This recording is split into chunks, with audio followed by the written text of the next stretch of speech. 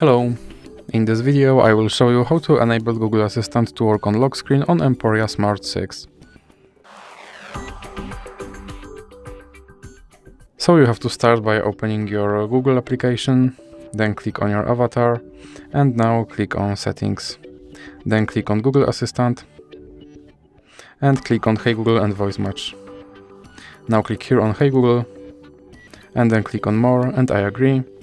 Now click on More and I agree again, and then click on Next. Now click on Voice Model, and click on Retrain Voice Model. Okay Google, what's the weather tomorrow? Okay Google, set a timer for 5 minutes. Hey Google, make a call.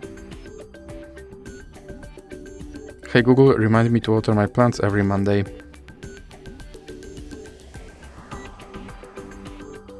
Now click Next, then click Next and click More, then click I agree. Now you can click Back, and click Back again, and now click on Lock Screen, and then click Yes I'm in, and make sure that this first option stays on. And now let's check if my Google Assistant will work on lock screen. Okay Google.